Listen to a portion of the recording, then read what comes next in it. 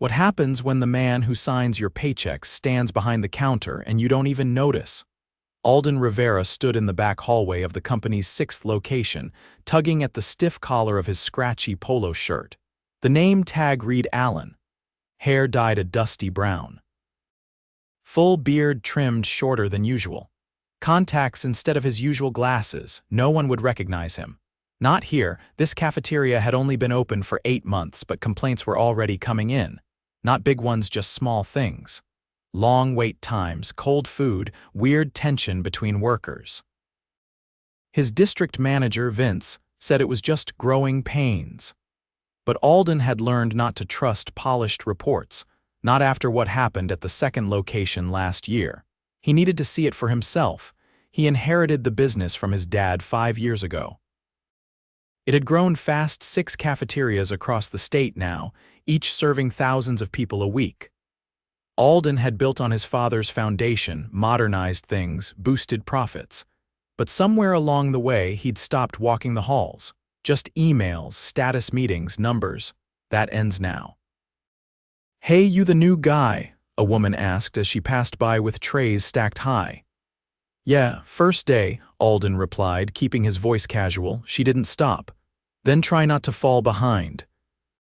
"It's a mess today." The kitchen buzzed with noise, grills sizzling, timers beeping, people shouting over each other. Alden stepped in line behind the steam table where trays of mashed potatoes and baked chicken sat under warming lamps. "Allen, right?" said a tall man with tired eyes and a grease-stained apron. "Name's Curtis. I'll show you the ropes. Just scoop and pass, okay? Got it." Curtis didn't ask questions. No one did. This was a corporate location. New hires came and went all the time. And Alden had never visited this one in person. He let the manager do the hiring here. Curtis probably thought he was just another temp from the job board. The lunch rush hit hard. Lines out the door. Curtis barked orders. A young woman named Priya moved quietly but fast, checking on trays and refilling sauces without being asked. She gave Alden a quick smile as she brushed past him. 3 hours in, Alden was drenched in sweat and halfway numb from the heat. He'd forgotten how brutal this work could be. But what hit him hardest wasn't the pace, it was how invisible they all felt. No thanks, no eye contact, just trays and trays and trays. Then it happened. A woman in her 60s was standing at the end of the line, holding a tray that trembled in her hands. She was clearly struggling, one arm in a brace, the other trying to balance a crutch. She didn't ask for help. She just waited quietly, blinking at the trays. Alden looked down the line. No one moved. "Hey," he said, nudging the guy next to him. "She needs help." The guy, Josh, according to his tag, shrugged. "Not my job, man. That's services problem." Alden frowned. "Seriously?" Josh didn't even look at him. "We're understaffed. You want to help her, go help her."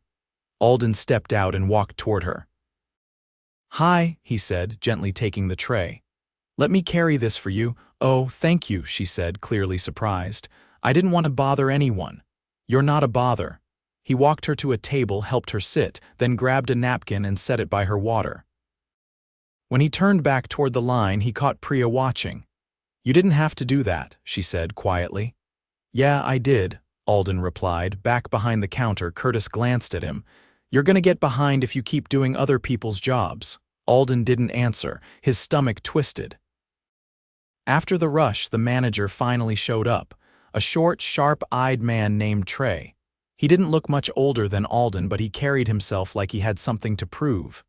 "Who's the new guy?" Trey asked. "Allen," Curtis said. "Pulled his weight." "Good, we need it." "Priya, stay late tonight." "We're down again." Priya opened her mouth, then closed it. "Okay." Alden noticed the small slump in her shoulders. "Why are we always short?" he asked. Trey raised an eyebrow. "You a manager now?" "No, just wondering. People don't want to work," Trey said flatly. "So we make do." But Alden didn't buy that. The place was clearly burning through staff. Something was wrong here. He stayed for cleanup. Priya was still working, wiping down tables while Trey sat in his office. "Do you ever get breaks?" Alden asked. She laughed. "Not here." "Why do you stay?" She paused. "Because I need the job and because I like helping people, even if no one notices." Alden stood there quietly, hands still in his gloves. He'd spent years building something big, but right now all he could see was one woman doing the work of three. And a customer nearly ignored because no one wanted to be bothered. He knew what he had to do. Tomorrow he'd come back, and he wouldn't just scoop food, he'd start asking questions. Alden arrived 15 minutes early the next morning and found Priya already there, unlocking the storage cabinet near the back door. "You don't have to start this early, do you?" he asked. She didn't look up. "If I don't, we run behind before we even open." Alden nodded, stepping inside. The air was cooler this morning, but the kitchen floor still smelled faintly of bleach and fryer oil. He followed her into the prep area, where she began slicing tomatoes with practiced speed.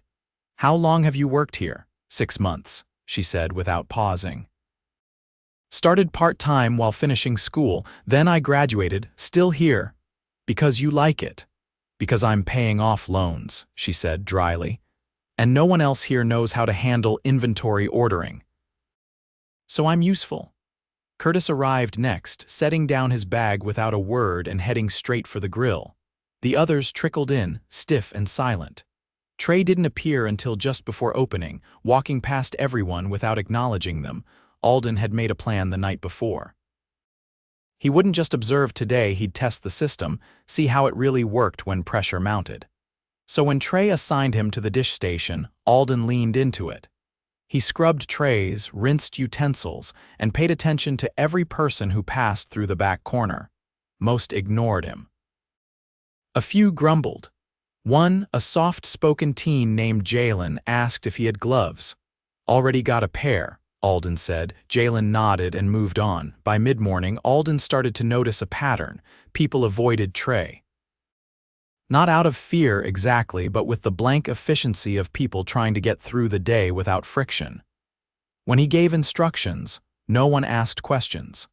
When someone made a mistake, Trey didn't correct it, he just fixed it himself and walked away. During break, Alden sat beside Jalen near the loading dock. "You been here long?" he asked. 3 weeks, Jalen said. "I'm doing weekends too, but I asked for weekdays since school's out." "You like it? It's a job, better than the warehouse, less yelling." Alden raised an eyebrow. "There's yelling here." "Not at me," Jalen said quickly. "But, yeah, sometimes, depends who messes up." Alden waited. Jalen hesitated, then added, "He goes off on Sarah a lot, she's front of house. Doesn't move fast enough for him, I guess." When Alden returned to the kitchen, he kept an eye out for Sarah. He spotted her a few minutes later, a woman in her 40s, restocking trays at the front counter. Her movements were careful but deliberate, like someone trying not to draw attention. The rush hit just after 11. Within minutes, the line stretched well past the entryway. Alden worked the dish pit without stopping, but he could hear Trey's voice carry through the kitchen. "Faster, Sarah, I shouldn't have to say it every time." No one responded. The kitchen moved around the noise like it was just part of the equipment. Curtis passed by a few minutes later, eyes down. "Sarah always get yelled at like that?" Alden asked. Curtis hesitated. "She's slow. Slows everything down." "That doesn't mean she deserves to be shouted at." Curtis didn't answer, just walked away. Later, during a lull, Alden stepped up front and helped Sarah refill the napkin dispensers. She gave him a short glance but didn't speak. "You okay?" he asked. She tucked a strand of hair behind her ear. "Always am. You've been here a while, long enough to know what I need to do and how to keep my head down." "You don't have to do that." She gave a small laugh. "Sure I do, you don't get it. They think if you're not quick, you're lazy. Doesn't matter if you've got arthritis or a bad knee, speed's all they care about." Alden looked down. Her hands were reddened and stiff, the joints swollen slightly. "Ever ask for accommodations?" "No point. Last girl who asked got fewer shifts until she quit." Alden's jaw tightened. "Who decided that?" Sarah looked at him, then glanced toward the office. "You already know." Alden walked back into the kitchen just as Priya was loading trays into the warmer. He helped her without a word. "Sarah okay?" she asked. "She shouldn't have to keep her head down to get through a day." Priya said nothing for a long moment. "Then you don't talk like someone who's new." "Maybe I'm just paying attention." That afternoon, the register system glitched, leaving customers waiting while the staff scrambled to log orders manually. Trey emerged from his office, already shouting, "This is the third time this week." "Who's been reporting this?" No one answered. "Curtis?" "I told you yesterday," Curtis said, wiping his hands on a towel. "We need a new terminal, you told me. But did you send the maintenance request? I called it in." "Then why isn't it fixed?" Alden stepped forward. "Did you follow up?" Trey turned. "You got something to say?" "I do. If it's breaking down regularly, that's a safety issue. You've got customers waiting, orders piling up, and workers covering for a system that doesn't work." Trey narrowed his eyes. "You don't get how this place works." "I think I'm starting to." Trey glanced around, suddenly aware of the others listening. "Get back to your station." Alden held his gaze. "Sure." The rest of the shift passed without another word between them. That night, Alden stayed behind after closing. He walked the dining area, checking tables for missed crumbs, chairs that rocked unevenly, and napkin holders that were never refilled. Priya came out of the kitchen carrying a trash bag. "You don't have to do that," she said. "I know. You're different." Alden looked at her. "Different how?" "Most people here just try to get through the day. You're looking at how things could be better. That's not normal." Alden smiled faintly. "Maybe it should be." As they finished up, a delivery driver appeared at the back door, hauling 2 crates of produce. Alden signed for the delivery, then noticed something. The tomatoes were soft. The lettuce wilted. "You accept stuff like this?" Priya checked the box. "We're not supposed to, but if we reject it, we won't have enough for tomorrow." "Trey says to take it and just cut around the bad parts." Alden stared at the box for a long second. "That ends tomorrow." When he got home, he opened his laptop and pulled the supplier contracts. Then he made a list. Not ideas, directives, equipment maintenance, delivery standards. Personnel reviews. He highlighted one name, Trey. The next morning would be different, and none of them would see it coming. By the time Alden walked into the cafeteria on his third day, he was no longer just watching. He was documenting. He arrived just as the morning prep began, carrying a small notebook tucked into his back pocket. No logos, no laptop, just ink and paper. He'd learned more in 2 days here than he had in 6 months of filtered reports. Today, he would wrap the final layer around what he already knew. He headed straight for the dry storage area where Curtis was counting soup cans with the door half open. "You always handle inventory?" Alden asked as he stepped inside. Curtis gave a short nod. "Trey doesn't trust anyone else." "Do you keep the records?" Curtis hesitated. "Just pen and paper." "Sometimes he takes photos." "Where do they go?" Curtis shrugged. "Ask him." Alden wrote that down. Back in the kitchen, Priya was moving between stations again, this time adjusting labels on the prepped sauces. She had added a new system color-coded tape with time stamps, but Alden only recognized it because it wasn't in the standard operating procedures. Someone had taught her that somewhere else. "You come up with this?" he asked, pointing at the labels. "Yeah. Makes it easier to track freshness." "You ever show Trey?" "I did. He said it was unnecessary." "Why do it anyway?" "Because customers shouldn't be eating old food." Alden didn't respond. He just gave a short nod and made another note. The griddle station was short again. Jalen was working solo, flipping pancakes and eggs while fielding questions from the line. Alden jumped in next to him, plating and calling out orders. The kid barely looked up, but there was something different about his rhythm. He was moving faster than before, more confidently. Alden noticed that. "Learning this quick," he said between orders. "I practiced at home last night," Jalen replied, eyes focused. "Watched a video on heat control." Alden couldn't help it. He felt a tug in his chest. The kid was barely out of high school and already trying harder than most of the senior staff. The register glitch returned an hour into the lunch rush. This time, Alden was ready. He slipped into the back office while Trey was out front, found the terminal's restart log and took a photo. The logs hadn't been updated in over a week, despite multiple reboots. He flipped through the maintenance binder blank pages where the service logs should have been. He stepped back into the hallway just as Trey returned. "What are you doing in here?" Trey asked, voice rising. Looking for the maintenance record.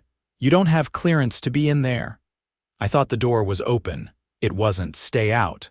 Alden didn't argue. He just walked past him and back to the floor. 10 minutes later, he caught sight of Sarah kneeling awkwardly near the condiment station, trying to refill the ketchup canisters. Her left leg trembled slightly as she bent down.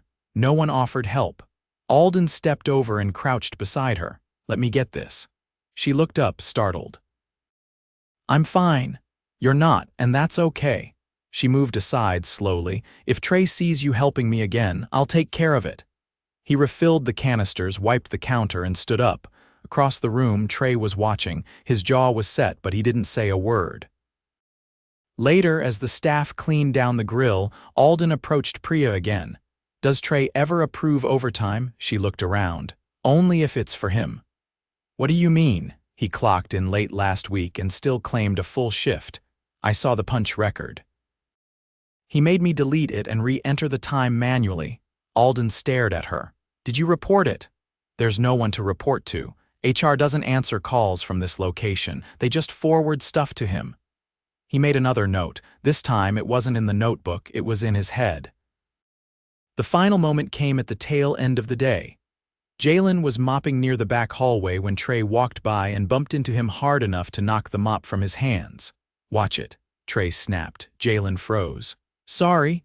Trey kept walking. Alden stepped forward, voice calm but firm. You didn't have to do that. Trey turned. Do what? You shoved him. No, I didn't. He was in my way. He was doing his job. Are you seriously lecturing me, dishwasher? Alden held his ground. You've been cutting corners, threatening staff, ignoring maintenance issues, and manipulating payroll. And now you're putting hands on people. Trey took a half step forward. You need to get back behind that counter before you regret opening your mouth. I think we're past that. Curtis had come to the hallway entrance, towel still in hand. Priya was standing near the cooler door. Jalen didn't move. Alden pulled off his name tag. My name's not Alan. It's Alden Rivera. I own this company. The hallway fell silent. Trey blinked. What? I've been working here undercover because I had a feeling something was wrong, and I was right. Trey's voice faltered. You falsified time records, ignored equipment failures. Verbally harassed multiple employees, and just now you physically shoved a minor. You're fired, effective immediately. Trey looked around as if expecting someone to defend him. No one moved. His mouth opened, then closed. He turned and walked out without another word. Alden faced the others. No one here should have to work under those conditions. That ends now. Curtis stepped forward, eyes still wide. You're really the owner? I am. Then what happens next? Alden looked around at the faces, fatigued, skeptical, but still standing. We rebuild. And we start with the truth. He thanked each of them individually before pulling out his phone and calling the regional operations director. He asked for two things: a full audit of the location and a temporary manager to take over until they could hire someone new. Then he called HR and reported everything word for word.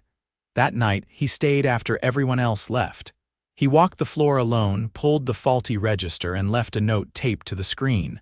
Replace. No more delays. Then he sat in the break room and wrote a message addressed to the entire staff. A real one, no corporate slogans, just the truth. He ended it with one line: nobody goes unseen again. He taped it to the bulletin board before locking up.